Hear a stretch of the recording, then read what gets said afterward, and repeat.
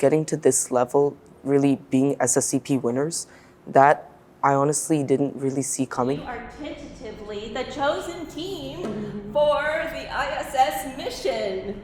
So congratulations.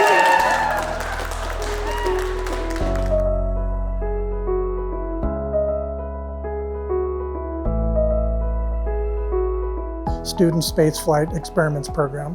It's basically a way to help schools and other institutions to improve their STEM enrollment, and it really stretches them in terms of the different skill sets that they have to bring to the table in order to win the competition, to actually get to be the selected one for the launch. We look for their ability to communicate and document coherently, what it is that they want to accomplish.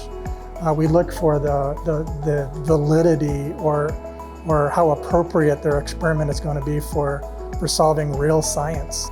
So here we have 5 materials: TFB, PPDA, glacial acetic acid, sodium hydroxide, and deionized water. We're synthesizing covalent organic frameworks, or COFs, which are advanced porous material, and we will be testing it in microgravity via the ISS. And we will be determining whether the characteristics of COFs grown in microgravity is better than the ground controls here on Earth.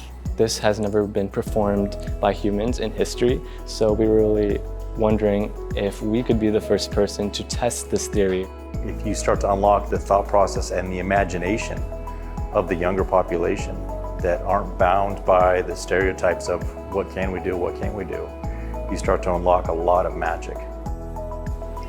I've not even been 6 months since I'm in high school and I'm already doing this, and it's kind of shocking. I still haven't registered that it's happened before. This is a great thing for me to put on my college applications. I'm so glad I joined the school, because I wouldn't have known about SSEP before. This really shows how maybe we can make a difference in the world, even if it's small or even if it's big.